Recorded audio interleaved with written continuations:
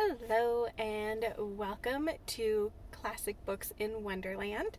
My name is Jenny and I am the host of this channel, and this channel is specifically in existence for me to read out loud and specifically to read classic books. I love reading and I love classic books, and so I created this channel so that I would have an escape and an excuse to read these books out loud and then for people to find it and hopefully enjoy it.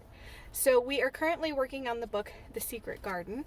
We do one chapter a day and I post one video a day so that you can keep up with me in that way. So it really is up to you. I think I've had a couple of viewers that wait till I finish recording the whole book and then they go back and binge it, or you can join me daily for every chapter that gets posted as we do it. So whatever is convenient for you. But I am glad to have you here. If this is the first time you've come to my channel, welcome.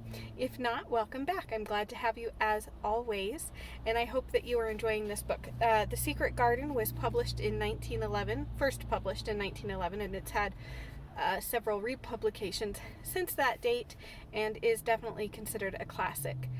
We are currently on chapter 6, I believe. Yes, chapter 6. So I'm just going to jump right in and we'll go from there.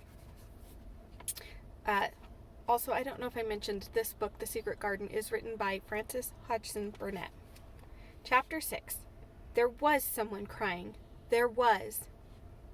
The next day, the rain poured down in torrents again, and when Mary looked out of her window, the moor was almost hidden by gray mist and cloud. There could be no going out today. "What do you do in your cottage when it rains like this?" she asked Martha. "Try to keep from under each other's feet, mostly," Martha answered. There does seem a lot of us then. Mother's a good-tempered woman, but she gets fair moitered. The biggest ones goes out in the cowshed and plays there. Dickon, he doesn't mind the wet. He goes out just the same as if the sun was shining. He says he sees things on rainy days as doesn't show when it's fair weather. He once found a little fox cub half drowned in its hole, and he brought it home in the bosom of his shirt to keep it warm. Its mother had been killed nearby, and the hole was swum out, and the rest of the litter was dead. He's got it at home now. He found a half-drowned young crow another time, and he brought it home too, and tamed it. It's named Soot because it's so black, and it hops and flies about with him everywhere." The time had come when Mary had forgotten to resent Martha's familiar talk. She had even begun to find it interesting, and to be sorry when she stopped or went away. The stories she had been told by her ayah when she lived in India had been quite unlike those Martha had to tell about the moorland cottage, which held 14 people who lived in 4 little rooms and never had quite enough to eat. The children seemed to tumble about and amuse themselves like a litter of rough, good-natured collie puppies. Mary was most attracted by the mother and Dickon. When Martha told stories of what Mother said or did, they always sounded comfortable. "If I had a raven or a fox cub, I could play with it," said Mary. "But I have nothing." Martha looked perplexed. "Can thou knit?" "No," answered Mary. "Can thou sew?" "No." "Can thou read?" "Yes." "Then why doesn't thou read something or learn a bit of spelling? Thou's old enough to be learning thy book a good bit now." "I haven't any books," said Mary. "Those I had were left in India." "That's a pity," said Martha. "If Mrs. Medlock let thee go to the library, there's thousands o' books there." Mary did not ask where the library was, because she was suddenly inspired by a new idea. She made up her mind to go and find it herself. She was not troubled about Mrs. Medlock. Mrs. Medlock seemed always to be in her comfortable housekeeper's sitting room downstairs. In this queer place one scarcely ever saw anyone at all. In fact, there was no one to see but the servants, and when their master was away, they lived a luxurious life below stairs, where there was a huge kitchen hung about with shining brass and pewter, and a large servants' hall where there were 4 or 5 abundant meals eaten every day, and where a great deal of lively romping went on when Mrs. Medlock was out of the way. Mary's meals were served regularly, and Martha waited on her, but no one troubled themselves about her in the least. Mrs. Medlock came and looked at her every day or two, but no one inquired what she did or told her what to do.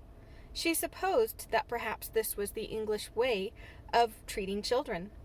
In India she had always been attended by her ayah, who had followed her about and waited on her hand and foot. She had often been tired of her company. Now she was followed by nobody and was learning to dress herself, because Martha looked as though she thought she was silly and stupid when she wanted to have things handed to her and put on. "Hasn't thou got good sense?" she said once, when Mary had stood waiting for her to put on her gloves for her. "Our Susan Ann is twice as sharp as thee, and she's only 4 year old. Sometimes thou looks fair soft in the head." Mary had worn her contrary scowl for an hour after that, but it made her think several entirely new things. She stood at the window for about 10 minutes this morning after Martha had swept up the hearth for the last time and gone downstairs. She was thinking over the new idea which had come to her when she heard of the library. She did not care very much about the library itself, because she had read very few books, but to hear of it brought back to her mind the 100 rooms with closed doors. She wondered if they were all really locked, and what she would find if she could get into any of them. Were there 100 really? Why shouldn't she go and see how many doors she could count? It would be something to do on this morning when she could not go out. She had never been taught to ask permission to do things, and she knew nothing at all about authority, so she would not have thought it necessary to ask Mrs. Medlock if she might walk about the house, even if she had seen her. She opened the door of the room and went into the corridor, and then she began her wanderings.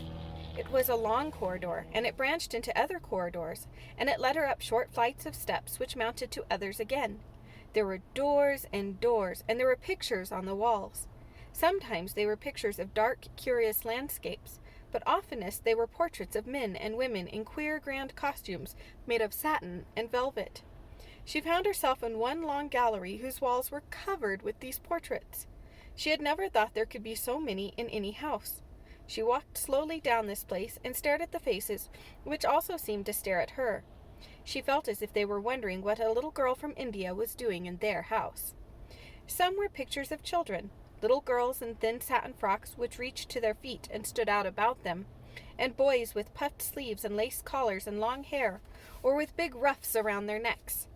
She always stopped to look at the children and wonder what their names were and where they had gone and why they wore such odd clothes. There was a stiff, plain little girl rather like herself. She wore a green brocade dress and held a green parrot on her finger. Her eyes had a sharp, curious look. "Where do you live now?" said Mary aloud to her. "I wish you were here." Surely no other little girl ever spent such a queer morning. It seemed as if there was no one in all the huge rambling house but her own small self, wandering about upstairs and down, through narrow passages and wide ones, where it seemed to her that no one but herself had ever walked. Since so many rooms had been built, people must have lived in them, but it all seemed so empty that she could not quite believe it was true. It was not until she climbed to the second floor that she thought of turning the handle of a door. All the doors were shut, as Mrs. Medlock had said they were, but at last she put her hand on the handle of one of them and turned it. She was almost frightened for a moment when she felt that it turned without difficulty, and that when she pushed upon the door itself, it slowly and heavily opened. It was a massive door and opened into a big bedroom. There were embroidered hangings on the wall, and inlaid furniture such as she had seen in India stood about the room. A broad window with leaded panes looked out upon the moor, and over the mantel was another portrait of the stiff, plain little girl, who seemed to stare at her more curiously than ever. "Perhaps she slept here once," said Mary. "She stares at me so that she makes me feel queer." After that she opened more doors and more. She saw so many rooms that she became quite tired, and began to think that there must be 100, though she had not counted them. In all of them there were old pictures or old tapestries with strange scenes worked on them. There were curious pieces of furniture and curious ornaments in nearly all of them. In one room, which looked like a lady's sitting room, the hangings were all embroidered velvet, and in a cabinet were about 100 little elephants made of ivory. They were of different sizes, and some had their mahouts, or palanquins, on their backs. Some were much bigger than the others, and some were so tiny that they seemed only babies. Mary had seen carved ivory in India, and she knew all about elephants. She opened the door of the cabinet and stood on a footstool and played with these for quite a long time. When she got tired, she set the elephants in order and shut the door of the cabinet. In all her wanderings through the long corridors and the empty rooms, she had seen nothing alive. But in this room, she saw something. Just after she had closed the cabinet door, she heard a tiny rustling sound. It made her jump and look around at the sofa by the fireplace, from which it seemed to come. In the corner of the sofa there was a cushion, and in the velvet which covered it there was a hole, and out of the hole peeped a tiny head with a pair of frightened eyes in it. Mary crept softly across the room to look. The bright eyes belonged to a little gray mouse, and the mouse had eaten a hole into the cushion and made a comfortable nest there. 6 baby mice were cuddled up asleep near her. If there was no one else alive in the 100 rooms, there were 7 mice who did not look lonely at all. "If they wouldn't be so frightened, I would take them back with me," said Mary.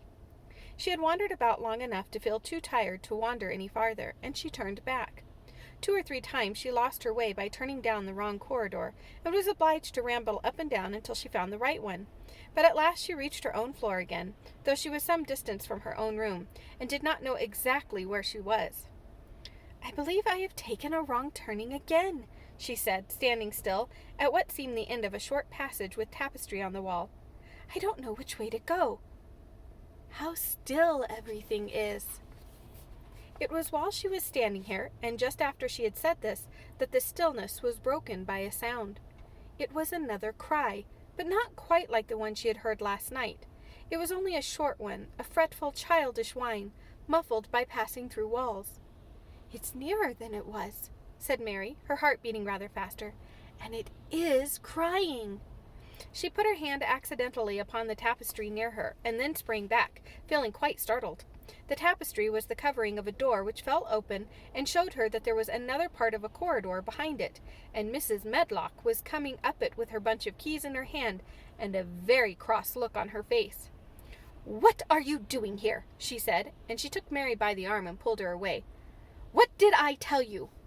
"I turned round the wrong corner," explained Mary. "I didn't know which way to go, and I heard someone crying." She quite hated Mrs. Medlock at the moment, but she hated her more the next. "You didn't hear anything of the sort," said the housekeeper. "You come along back to your own nursery, or I'll box your ears." And she took her by the arm and half pushed, half pulled her up one passage and down another until she pushed her in at the door of her own room. "Now," she said, "you stay where you are told to stay, or you'll find yourself locked up.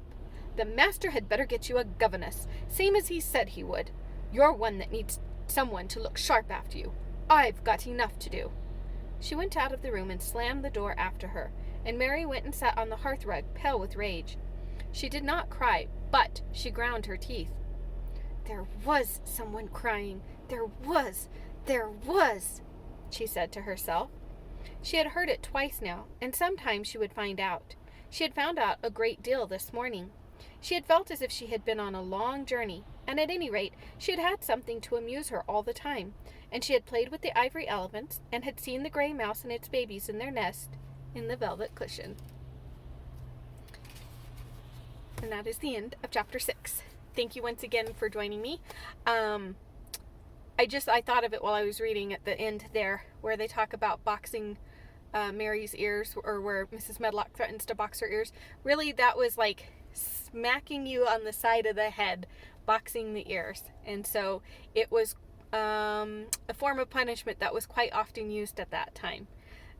So that's what she means when she says that. It's not a form of punishment we recommend today, but it is a form of punishment that was quite often used with children in the Victorian era. So just in case you were wondering what she meant by that, she's not like putting on boxing gloves and boxing in that sense, but smacking her upside the head, really, for being disobedient. Because if you do remember, at the beginning of the book, Mrs. Medlock told her she was supposed to stay in her own 2 rooms. So she wasn't really supposed to go wandering. But if you had nothing to play with and you couldn't go outside, I have a hunch you might do the same thing. Why sit in a room and be bored when you can go explore this huge house that she lives in? And it's a very old house on top of that. So she did have quite a little adventure there. Well, thank you once again for joining me. If you are new here, please hit that subscribe button. Then you'll know when I upload these videos. Like I said at the beginning, I really do try and do these once a day. Also give me a thumbs up. And unlike the first book we read, which was Anne of Green Gables, which if you wanted to follow through with that book, all of those chapters are posted in the list of videos. There's also a playlist for that book, and there is a playlist for this book. So if you want to have that playlist handy to make it easier to follow along and listen, please go ahead and follow those playlists. I forgot where I was going with this, what I was saying. So, but thank you so much for joining me, and I will see you in tomorrow's video.